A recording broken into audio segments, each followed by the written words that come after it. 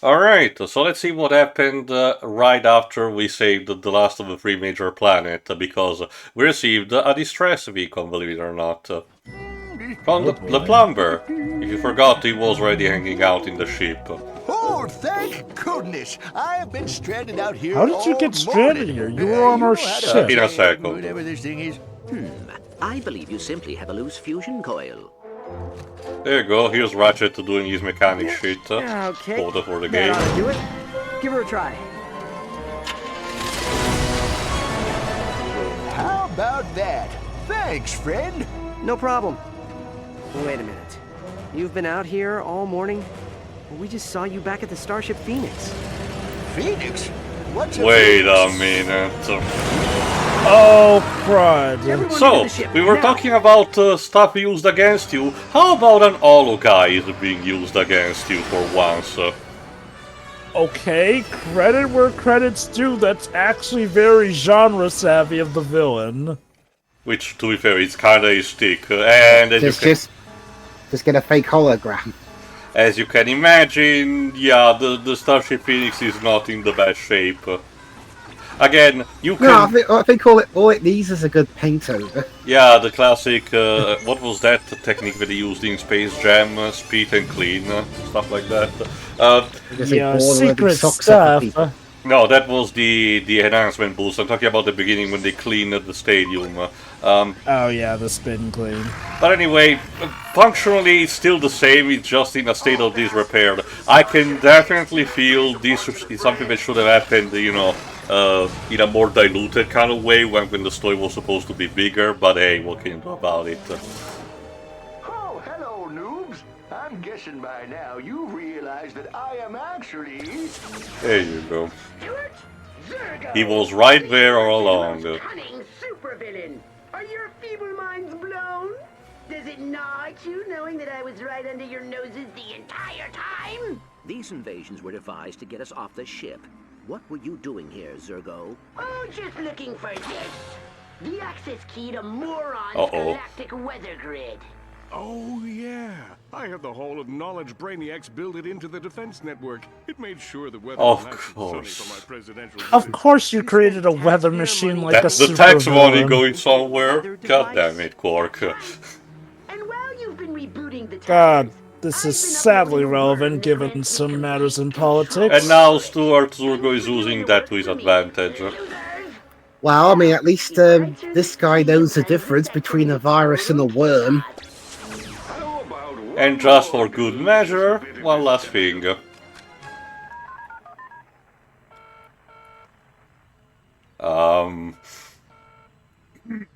Yeah. Any minute now. The Polaris Defense Force. If this is an emergency, or you've been invaded, please press the pound key. Please leave a message. Yes, this is Copernicus L. Qwark. I'm using my galactic weather grid to throw the galaxy into chaos, because I'm a pompous, narcissistic blowhard. Okay, how does Where's anyone the- fall for this? He would never call himself that. Okay, to be fair, where's the lie? Yeah, but he would never say that himself. And BT Dubs, I hacked your ship. That Oh, is but- a fair point. By the way, when he says that, hacked our ship, he means it in a special hello, kind of lizard. way. How It's do not you gonna like happen what I've done with immediately, your but ship? you will feel All about I had it to do was in use a just a burst ahead moment. protocol override to take control. of So the why ship don't we and just then hop into the small No, ship and that stop just- him in... Oh, that's what we're gonna do. I have a surprise for you. A little easy listening while you're aboard the Phoenix. It's not designed to drive you mad or anything.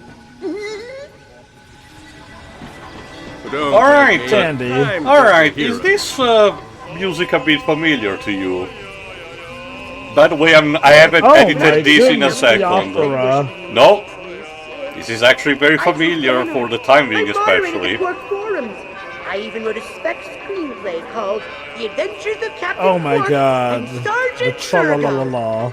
Yes, this is the performance, I forgot which year it was officially Edward made. Kill. Edward Anatolievich Kill's performance of the song I Am Glad Because I'm Finally Returning Back Home.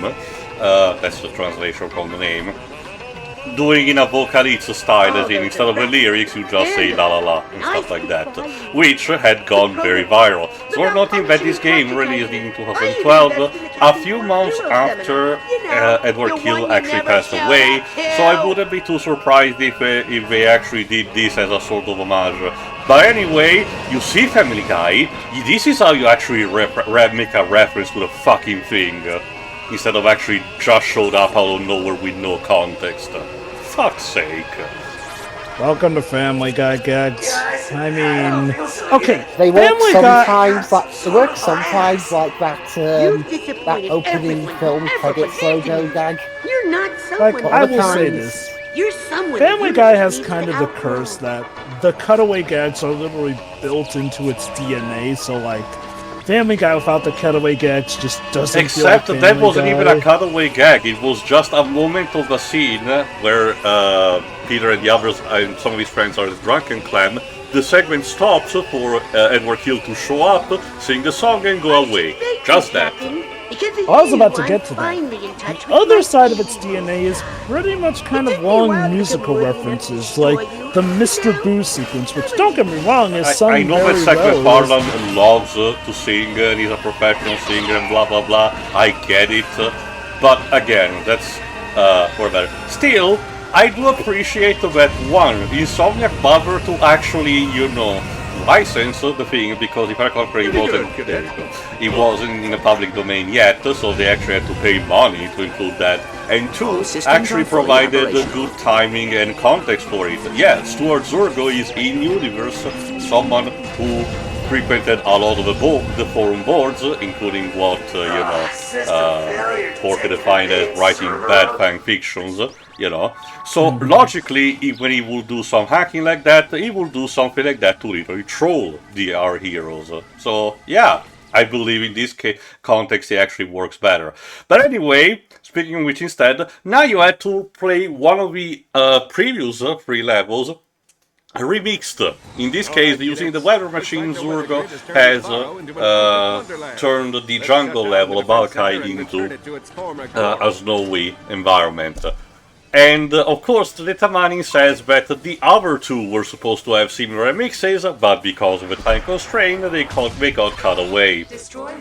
Not sure if I should applaud this for showing a change in setting, or if I should critique this for kind of being clearly Like, the reused environment assets. is the same, but at the very least, your objective and enemy placement are completely different.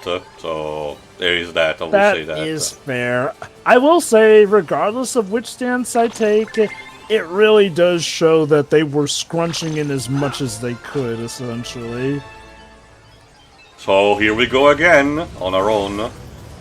But yeah, no, like, when it comes to Family Guy, and again, how much of current Family Guy is Seth MacFarlane's fault is No, really it's up for more debate. about, as far as I know, he's just a voice. It at was this more point. about the Fox network and nowadays Disney. I don't even know what are they doing with the property. Like, they do a lot of announcements on what they love to do with The Simpsons, but Family Guy just happens.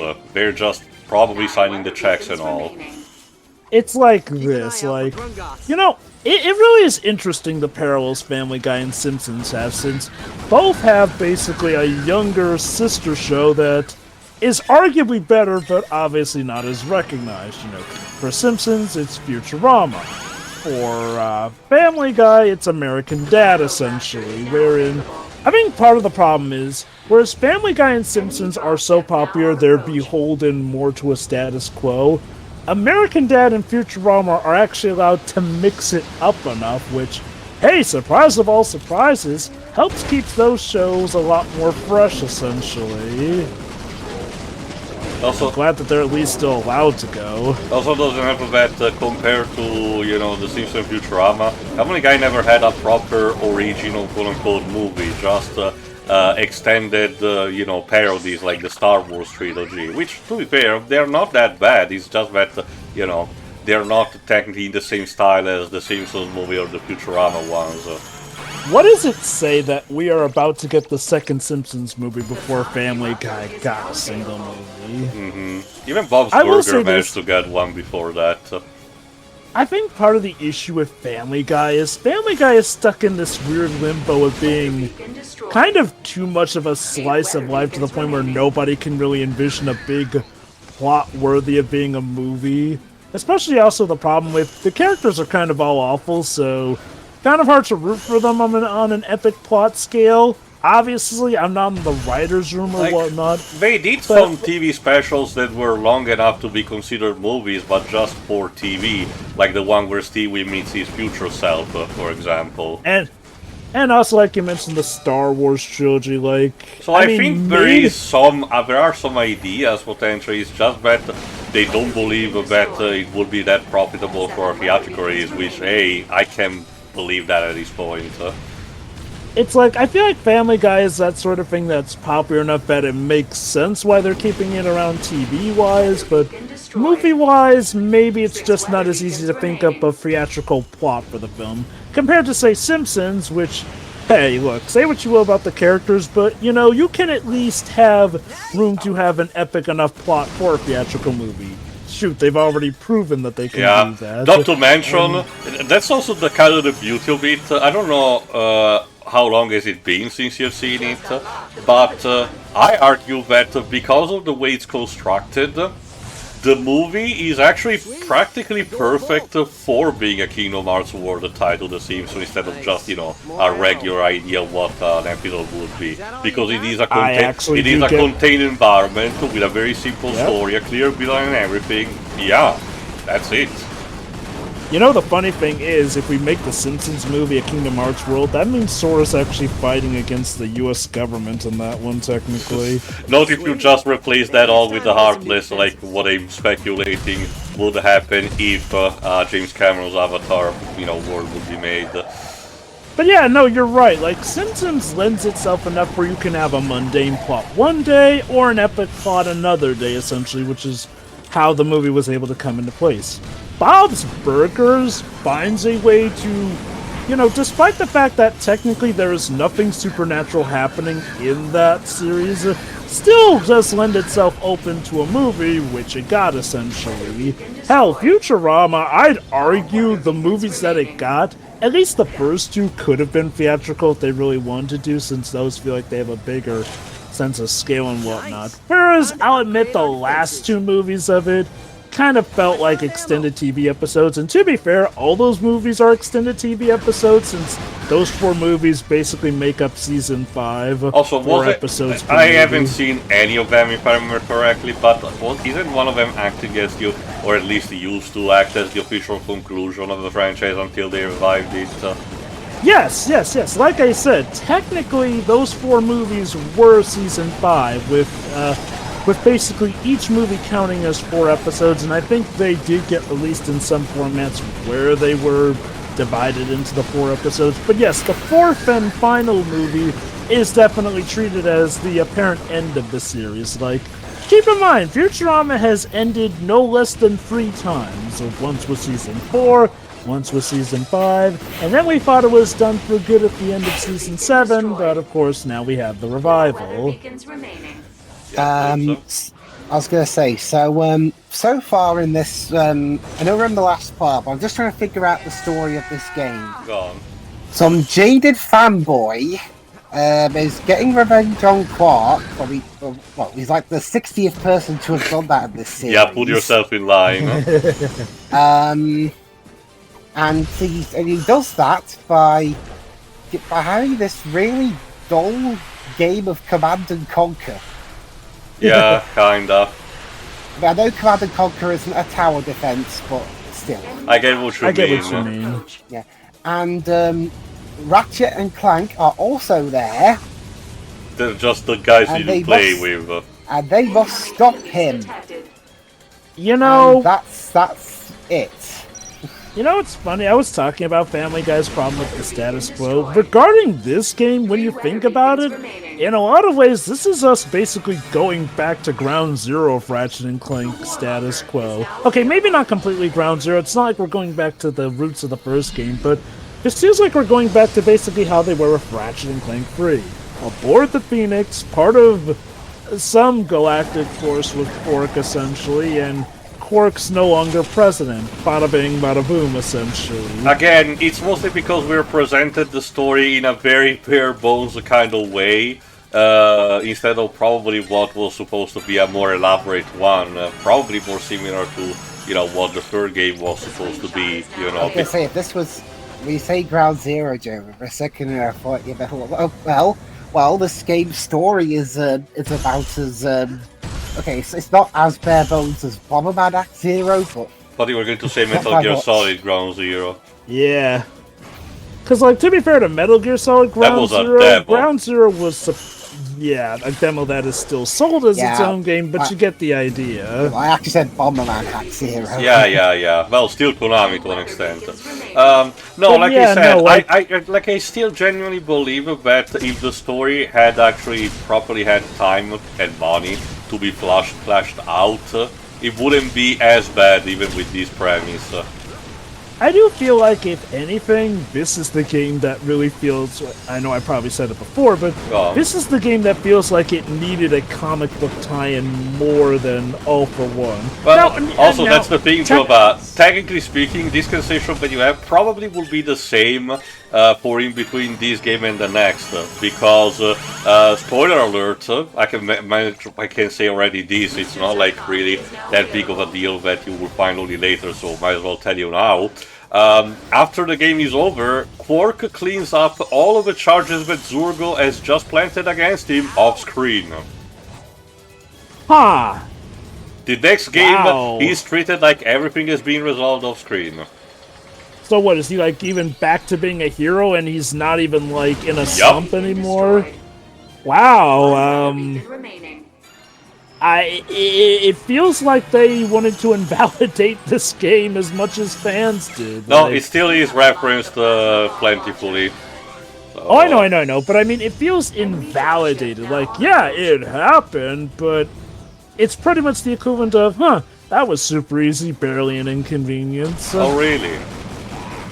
It's like, I mean, again, this feels like an episode that almost could just be off in its own little universe. Like, it happens, but it's barely reflected on or looked back on. That would be more, you will say that it would be more akin to the PSP games, but to be fair, those were more robust in terms of how they presented. Anyway, in this case, instead of having to, you still have the final assault, but instead of reactivating the defense force, now you actually have to go back to the base, as I'm about to do, and instead resist the final assault in order to build a hacking tool that you will need to escort to the defense stage, to the defense system station. Joy. You know, I mean, again, we're right before the final boss. I get the idea about raising the stake. I just don't like escort missions of this kind. Oh boy, I like escort missions in general. Escort missions and and pseudo tower defense. What a winning combination. But yeah, no, it's funny you mentioned the PSP games because those had their issues and their critiques, but those did feel like still more full, complete game ventures. Like, and again, I raised the fact that this feels like such a bare bones Ratchet & Clank title that again, you don't even do the iconic carrying Clank on your back that Ratchet normally does here. I get why that's technically the case, but I feel like there could have been a workaround. Like, I will say this, I feel like some of the most cursed games in the franchise are, well, of course, the games that pretty much have you play as one of Ratchet & Clank, but not the other, basically. And yes, I know, you technically did get to play as Ratchet in Secret Agent Clank, but let's be honest, Ratchet felt like a glorified side mode in that. Not to mention, again, the entire point of Secret Agent Clank was almost feeling like a minigame collection rather than, a traditional Ratchet Clank game. I think the showcase is that part of the problem when, doing a Ratchet & Clank game where you only play as one proper is that, well, you always feel like something's missing, essentially. And with that thing missing, you kind of have to scramble and panic to try and fill the void. Like Secret Agent Clank tried to fill the void with all those different gameplay sequences, some of which made more sense than others, and Deadlocked replaced Clank with these badass-looking robots, who are technically still a thing and whatnot, but, they just obviously doing their own cooking show thing. To be fair, At least they had a good ending instead of just being forgotten. You know, they had a good way out of the franchise. And hey, according to Rift Apart, Ace Hardlight, I guess, at least lives instead of dying. Good for him. That is, you know, that was still such kind of a random thing, though. I mean, it's nice that it turned out he didn't die, but it's so astonishing that all these years we were kind of just left to assume he's dead. Gears, you know, it just feels a thing when you see the character dying and then you ask, why even bringing them back if you don't do anything about it? See, Courtney Gears really frustrates me since it seems like she was being set up as part of Nefarious's team and they even brought her back by Deadlock, but nah, not much. Are we just to believe that she got off scot-free from trying to kill all the species? Alright, so here's the reformatting device. Now we need to just, you know, escort this thing all the way to the other center, of course, while being attacked along the way.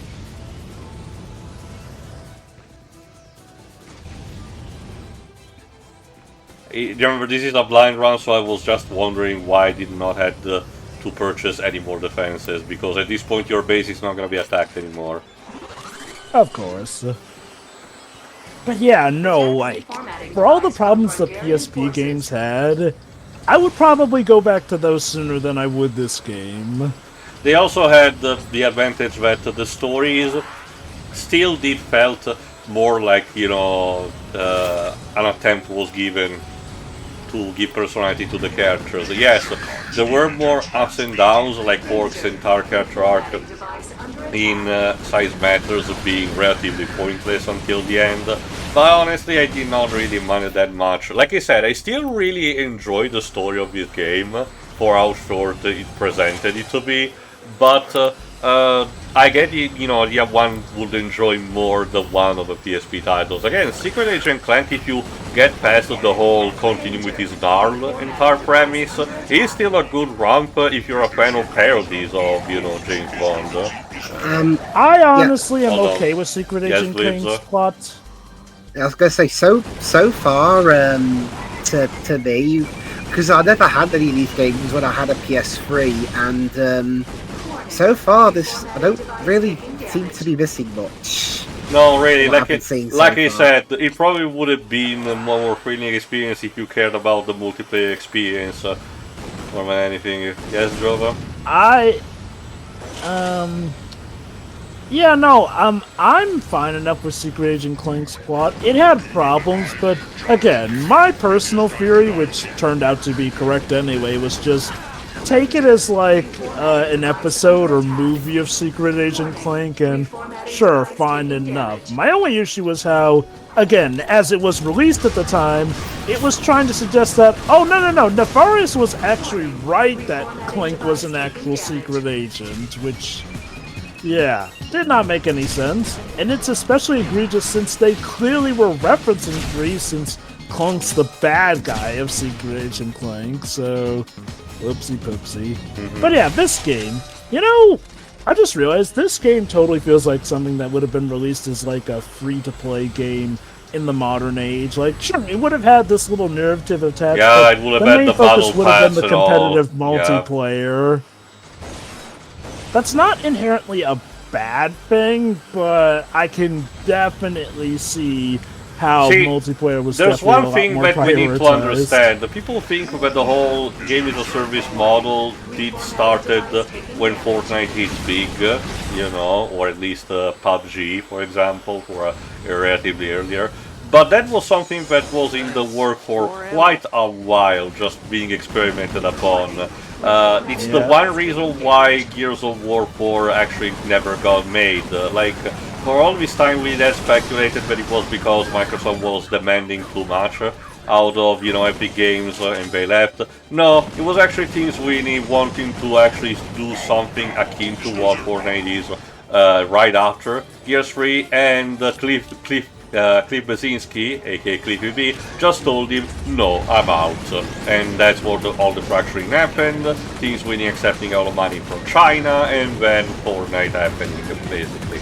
But again, as a whole, a lot of games were actually tintillating on trying this idea. Remember, that was also the entire way the Xbox One was actually built upon, being a one system that could do anything, and as a result had to be relying a lot on online. So a lot of the games that were not tied to single player mode originally had the idea of actually having to last to begin with, you know, but when the idea did not work out at launch, they had to, you know, pull the brakes. So it was only a matter of we just delayed the inevitable more than anything. I will say it's interesting, like games as a service and live service games are still a thing, but it's interesting seeing how a lot of companies that were originally thought infallible are finally starting to see breach for abusing it, since now, like with gotchas, which some might even consider a live service form on their own, but that's neither here nor there, akin to gotchas, a lot of companies don't seem to get why, you know, the one that they're all chasing, in this case, say something like Fortnite, is so successful and whatnot. The idea with a free-to-play game in this market is to have a good enough sturdy game that doesn't feel like you have to give money. Oh, and of course I had to defend the fucking thing as it's reformatting. Thankfully the game is merciful to give me the opportunity to purchase some extra defenses, but still, Jesus Christ. Is this better or worse than Defend the Puffy Palace? At least I don't have a shrilly voice to tell me that. That was a thing. Still, no, like, honestly, Java, as I told multiple times, it seems to me that the secret of a game company managing to work out for something, at the very least giving it a fighting chance, is to actually minimize the weight it is mentioned in the marketing, like Nintendo with Mario Kart.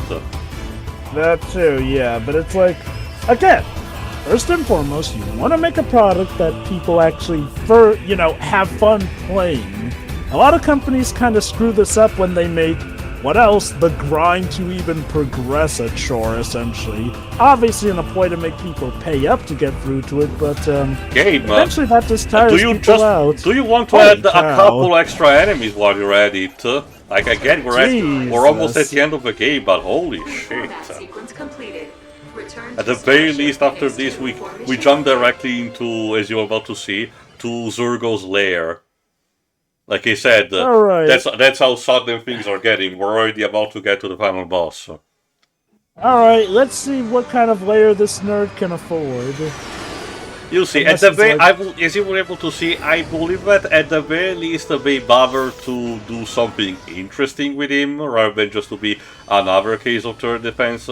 That is instead, as you'll see, the level that resembles a bit more, traditional Ratchet Clank level in terms of being more linear, in terms of progression, but you'll see in a second. Interestingly enough, the whole trolling and hacking thing is technically even older than the 2010s. Let's not forget in Jurassic Park. You didn't say the magic word. Yeah, you didn't forget magic word. Sorry. Well, yeah, it's more of a case of, utilizing lingo and everything. Shut the fuck up, Qwark. This is technically your fault. Like you said, one of the things that makes the plot a bit also frustrating, despite me liking it, is that, like I said, Zurgo, despite being, doing evil things, is absolutely in the right, and the game wants to have the comedy idea of Qwark, obviously not understand this, but Ratchet and Clank doing absolutely nothing about it. At this point, they really just hit phase 5 of Kubler-Ross and accepted the fact that Qwark is gonna fuck up the galaxy more and more, and we're just in for the ride. Zurgo, you already said that. Ignore that, please. This is one of the frustrations I have. Of course. If we didn't actually physically see him earlier, I would have thought that this was just some rogue AI or something. To quote Batman the Animated Series' Joker, sheesh, how horny can you get? Okay, so I touched space a bit on this with All for One, but I will say this. One thing I've noticed is that typically, whenever games do a whole the hero teams up with the villain or jerk, essentially, usually after that sort of plot, the following installment usually doubles down on the villain or jerk's previous behavior to show, oh, no, that was just a once-in-a-life thing, we're going back to the norm here. And I can't help but feel like that with Qwark. Like, Qwark was actually arguably at his most productive in All for One, essentially. But now that that game's over, sorry, we gotta crank it back to Qwark being essentially the load.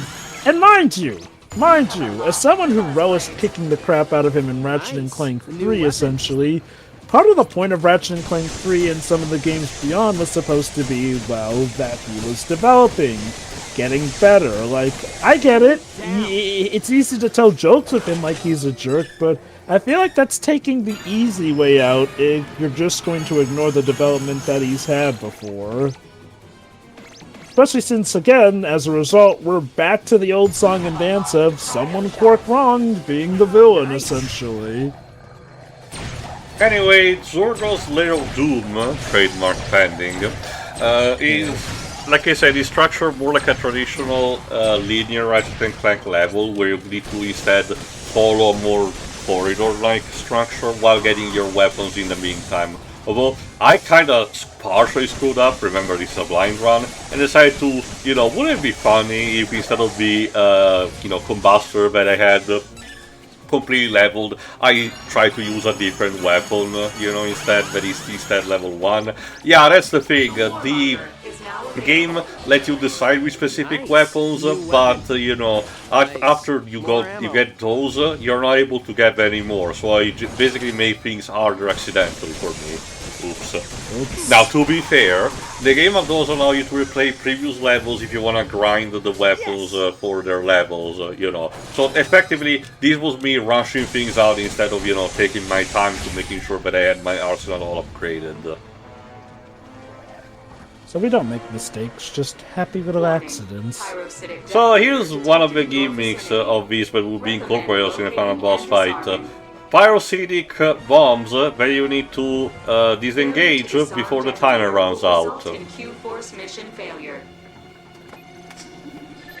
So you have 5 minutes. Good luck. 3 minutes should be plenty.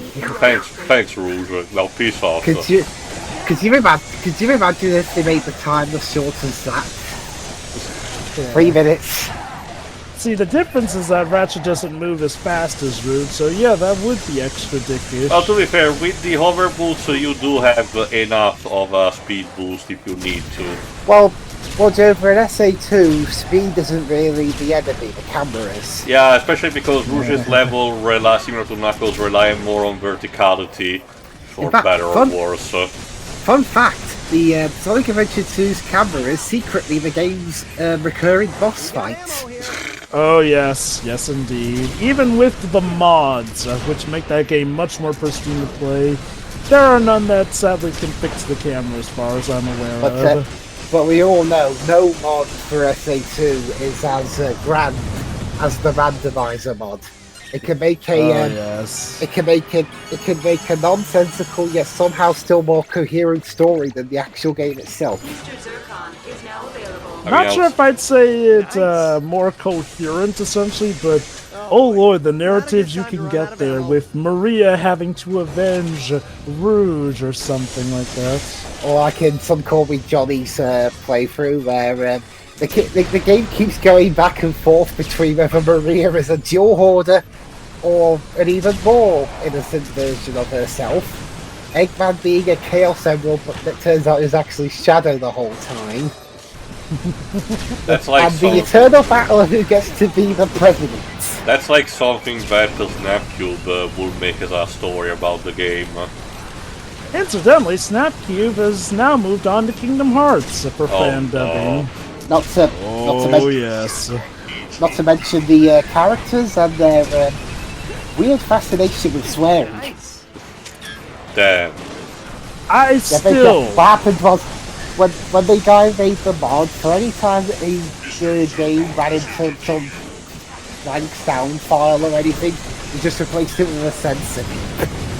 Okay. I still love the irony that the 4Kids cast made their video game debut in Shadow the Hedgehog, where everyone was swearing up a storm. Hey kids! You know those voices from 4Kids? The company that usually swears up and down about being child-friendly? Here's all them saying damn. Now they are swearing up and down. Well, you have to understand also, Jova, that for non-English Europeans, considering them as werewolf feels more chuckle-worthy than anything. Honestly, even nowadays, we're seeing G-rated films over here use the word damn. Like, This is honestly, why the Dingo Pictures English dubs were considered weird because they're German in origin, so they did include that all characters saying damn. Never mind that. I still want to hear that those voice lines that Jason Griffith mentioned, where there are even more. Oh god, where he said, "Where's that fucking Chaos Emerald? Where's that fucking fourth Chaos Emerald?" Holy cow! Can you imagine if that line had actually made it into canon? The only time you would ever hear 4Kids regular voice actors swear is when you're watching an anime or playing a game that any New York actor at the time was doing that wasn't for children. Oh lord. Like, well, Slayers, for example, since that was dubbed in New York. Almost a minute left, I need to clean the area. Or, that's the thing, though, in terms of stuff that 4Kids were officially behind, yeah, I know there were those uncut dubs, but of all the clips I've seen of those ones for Shaman King and Yu-Gi-Oh!, I have not heard any swearing. No, it was just about the violence when they cut off. And also, Taya finally getting to admit she needs the bathroom. Although the dialogue was up. Although they could have done a lot better with the dialogue and not have it be so damn stilted. Like, to 4Kids' credit, you know, actually getting the Yu-Gi-Oh! Dubs uncut proper, and yes, that does include character swearing, but for the most part it makes sense. There was a noble effort. Here's Bulk Clank. Jesus! Holy hell. Gentlemen, all the way from the Solana Galaxy, the greatest Oh my god, he really is trying to be Syndrome. Stuart Zurgo! Oh, except in this case he got his own giant back. Your name is Yeah, I built Stuart. this bad boy back when I was gullible enough to idolize. That's not a villain How name. fitting that it should be used to That's the vanquish name of you. someone's next door neighbor. Of course, he's a dork who still lives in his mom's Of basement. course. Oh yeah, get it? The dorky villain has his embarrassing mum, because that's not pinned on to death. Begin extreme fighting music. Yeah, that's the thing though. This game is trying so hard to do the Syndrome stuff from The Incredibles, but it does it really poorly. Then it just falls back on the generic. This guy's a loser who has an overbearing mom stuff. So if you're not playing co-op, Stuart takes away the other characters. Bummer. Come on, stupid blaster. Not to mention this guy has a bit of a kind of an annoying voice. Like a boss. Or Well, I just guess even I'll- Horwitz, so. I guess I'll give the story credit. At least it explains why he doesn't bubble all of you, at least. I have heard Richard Horowitz characters that aren't annoying. I mean, look, I don't even think the problem's the voice, it's more so the character, because, you know, that's the voice he uses for his most popular characters like Billy and Invader Zim. It's a bit more raspy than Alpha, because that's the one I know him most for. Ah, good old Alpha. Well, Alpha 5, to be more exact. Meanwhile, my favorite character of his is Roz from Psychonauts. Rasputin, yes. Yeah, and by the way, if you use the Groovitron, of course, it does the Gangnam Style, because 2012. Beautiful. Like, and you know what? I will completely allow this. Like, people don't remember this, I'm but literally Gangnam flaming Style. the robot's crotch. Jeez, Gangnam What am Style I doing? literally.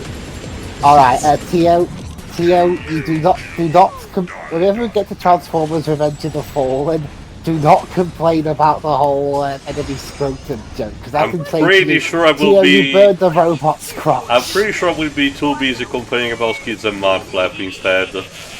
Actually, I'll I don't try my think they're best in to the remember. game. Oh, by the way, in terms of mixing up the final boss fight, Stuart actually activates a bunch of these explosives that are scattered throughout the arena at regular interval, meaning that you have to, in between times of you shooting him, you have to haphazardly, be faster in actually disengaging them. Again, Lovely. they did something, they tried something to do for the final boss fight, I will give them that. But yeah, no, like, I need people to remember, Gangnam Style ruled the world when it came out. Like I said, they if- just choose what were the more popular Vine, I guess, in this case. You know, memes are being done around the time that could be done, because this was 2012, so it was too early for the Ice Bucket Challenge, for example. That was 2014. Pyrocytic detonator detected.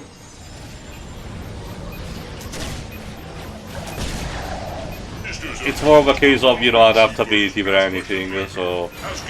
And like I said, we have been doing different stuff with the Groovitron, and all the bosses were previously, you know, affected by it, so, you know, no exceptions.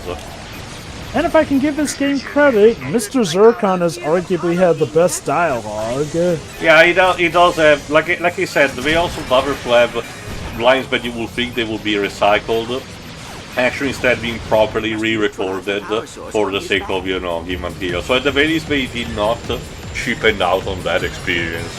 Especially because, remember, these games tend to be sold in a lot of different languages, and Sony is one of those companies that wants to give a complete dub for most of its products around this, starting around this period, in different languages that normally would not be translated. You know, I will say this though, it feels weird when I say Mr. Zurkon has better one-liners than any of the characters in the game, though. Well, to be fair, that's his entire stick. Mr. Zurkon's entire personality is that he's using the 80s action hero persona as a psychological mechanism, as I explained in the comics. Fair enough. It's just like, well, you know, again, when a power-up or mechanic or whatever we're classifying him as has better lines than the main characters, I do think it shows again where how priorities may have What, been you don't like the enthusiasm of James Arnold Taylor saying, "Nice, more ammo." It's like we were telling Jimmy, try to channel Bill Murray as much as you can. And Bill Murray specifically at his most nonchalant. Jesus Christ. Like, again, like, that's what really baffles me, is like, I have to assume it was something with the voice direction, because James Arnold Taylor is a guy who pretty much gives his all. Like, one of the things he gets remembered the most about is the Tidus laughter, which is an example of overacting. Which, again, I'm pretty sure that's also a case of voice direction where he was directed to sound like that. Because have you ever seen the scene in Japanese? Because Tidus does the same thing. So, yeah. Like, I think part of the problem is people always, and I do mean always, take that laugh out of context whenever they're... Not even that. I know, they because of how extremely mixed the opinions are of the voice acting in that game, people tend to use that as an example of, yeah, see, look how trash the voice acting is. See, here's the thing, because you're taking correct, but the thing is that the problem with that is not really about the voice acting, it's the plot. Is the fact that the plot specifically demands that it's a very sad moment, so Tidus wants to actually cheer up Yuna. So he tells her that when he is in kind of a slump, he tries to laugh forcefully to, you know, relieve his stress. We will skip about the fact that it's another iteration of the jock character telling a woman to smile more, to cope around with bad stuff, and instead I will say the fact that it's a terrible advice regardless, and Tidus doesn't really get called out of this outside of, you know, Oron and the others looking at him and saying, what a weirdo. Honestly, again, I know the popular thing is to say Yuna should have been the main character, but I mean, she still is. We're only assuming Tidus is on a technicality if we really want to. Well, when it comes to 10, Tidus tends to be used as the representative, while Yuna's more so the representative of 10-2 you can argue that, yes, Tidus is more akin to the player surrogate in learning how things work with Spyra, but nothing is really stopping you to say, as far as I'm concerned, you know, Yuna is the real protagonist. It's kind of... Jesus. It's kind of similar to how 6 is technically an ensemble piece, but Tina/Terra is the one that, gets to be paired as the protagonist of it. Anyway, my point was more so like, a lot of people tend to say, oh, Yuna should have been the main character, but if anything, I hold Orin actually had the aura for that, essentially. No, he really does work better as the Obi-Wan equivalent, instead rather than just mentor. It's more of a case of, he had his story, the whole journey with Jet and Braska, but, that was basically his victory lap. His journey with Tidus and Yuna. Anyway, for the final segment, Zurgo decides to up the ante. Now it activates bombs that you cannot destroy, and you have 2 minutes to finish him off. Oh, Doom Clock, how nice. While the arena is instead labeled like this, literally trapping you in the center. So, good luck. As you'll be about to see, I managed to beat him right at the clock. It really feels like the climax of a 007 movie. I wonder if this is one of those cases where they're pushing you to either upgrade your weapons or have more players so that you definitely. can damage them. No, definitely upgrade your weapons. Like I said, I made things harder for myself because if you notice, the boss blades were level 1. Yes, I managed to level up on level 2. The Warmonger is fine even at low levels. It's the designated weapons for heavy damage anyway, but I probably would have had, a much easier time if I kept the traditional pistol, I noticed based on your previous death that this seems to be a boss that at least has checkpoints. Well, this one does, so yes. Yes. Yeah, so there's that. That was just my observation overall, which, that's good. Because this does seem like a boss that could be really annoying if you were constantly thank to God. the very start of him. No, again, I will give credit to this. So at the very least, even in gameplay, it showcased that they try to make Zurgo as much as genre savvy as he can be, and this is reflected in gameplay. I will give credit to that. It's just that it's a bit frantic, is all I'm saying. Also, I love how even during this boss fight where things are as frantic as they are, Ratchet's voice delivery is still nice. More ammo. You might also have noticed a couple of things. One, Zurgo received another call from his mother in the middle of a boss fight, and apparently, according to, and if you're about to see, I literally made it almost to the clock. There you go. I'll mention more after the cutscene.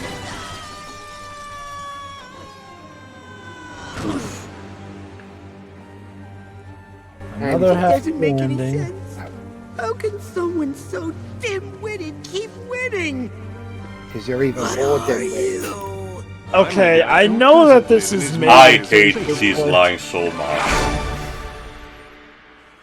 You guys tired? I heard about a gang of mutant space ninjas over in the Corvus sector. Perhaps we should get Mr. Zurgo over to the authorities first. And clear your name. Oh, yeah, right. Can I at least get a woe Q-Force then? Oh. Nope. Just one. Can't do it. Ratchet? Eh? Oh, what the heck. I guess you earned it. 1, 2, 3. Whoa! Q-Force! Oh, God! Yeah, we probably should have practiced that. And he died. By the way, that's it. No epilogue, no post-credit scene. Good day, sir. You're done. So, We hope the game you enjoyed no moral theater. So the game ends with them accidentally committing manslaughter. Spoiler alert, we will learn it into the Nexus when he survived that. I get the idea they inserted the line in the game just to give, reassurance to the players that the good guys didn't kill him. Yeah, that by they thought that Qwark actually killed someone accidentally, but Jesus. Anyway, a couple of things. One, you might have noticed that Zurgo received a call from his mother and the bobber to tell that he stole the pyrocytic bombs from the Tux for Less, and we will see them in the next game too, so they're not gone either. And second, according to what he said, apparently Qwark was arrested after the events of the second game for kidnapping Abercrombie Faith with Jet, but we didn't see that either. If you recall, we jumped into the third game with him having, I guess, escaped the authority already and being in the Florana jungle instead. Weird. But other than that, final thoughts? Well, What else is there to add, I guess? Well, it's a game that exists. I mean, the plot is bare bones at best, and honestly, I thought it was pretty poorly executed. It's discount Incredibles. What did we learn from this game? Don't live in your mom's basement. Yeah, and Qwark, you cannot win against trying to be righteous against Qwark. Again, that's the thing. We did, at least in Ratchet 2, where Qwark got detained and got his comeuppance having to be, like, a test subject for products and whatnot, I guess, as part of his community service, but... yeesh. So...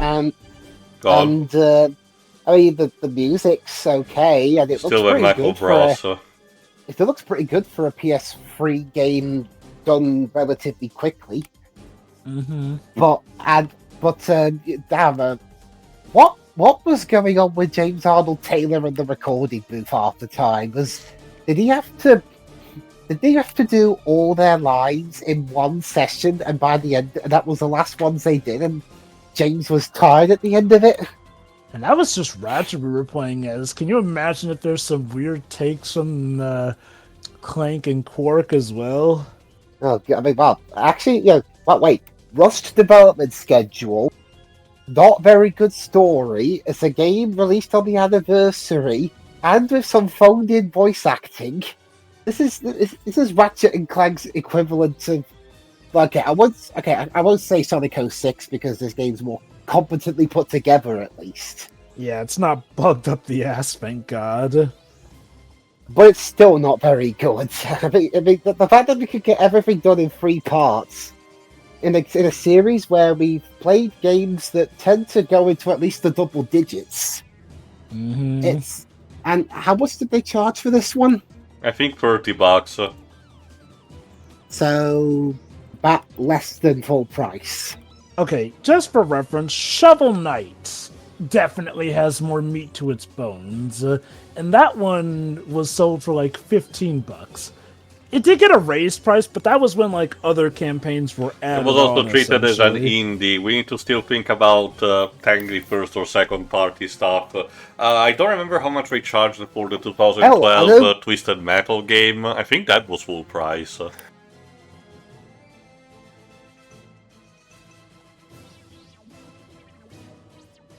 Before recently, I know people didn't like the short length of it, but Sonic Generations was an anniversary game as well. It came out a year before. That had more content than this, if less story. Like, Sonic Generations had its content that worked and overall here and there. This one is one that is painfully obviously focusing on the multiplayer and not giving you much else aside from that, sadly. If we also mention about their top board members, again, I do appreciate that Insomnia bothers to credit their relationship with the community on their boards. I don't know if they still do that, to be honest. I will have to check out when I do Rift Apart. Before concluding, because really, I really don't know what else is there to add that we haven't said for this. I just need to make a brief mention about something tied to the next game, because one thing that Insomniac did in between, and so to an extent, was to try to capitalize instead on the Temple Run craze. By making a Ratchet & Clank title that called Before the Nexus, which serves as a quote-unquote prologue to the game that will happen next into the Nexus. It really means nothing. I was considering trying to find my way to emulate a copy of it, because it's not... it's been delisted. It will be able to be found, but it has literally just one picture slideshow for this intro, and that's it. I can literally sum it up. There are 2 new villains that will be present into the Nexus, have kidnapped a bunch of Terrachnoid scientists. Ratchet has to free them. I don't even think you see an epilogue to it, but that's kinda it, basically. So there's nothing else in terms of story. It's just a simple Temple Run / Sonic Dash clone, which uses the mechanic of the grind boots, that you see from the franchise. It's a fun experience nonetheless. They did try it, but for the purpose of, showcasing it, it's not even worth that much of a let's look. So instead, we'll see you back when we come back to the game that was done to close in the PS3 era and the Future Saga, and technically the last one where TJ Fixman wrote Into the Nexus. See you for that. See ya. Take care.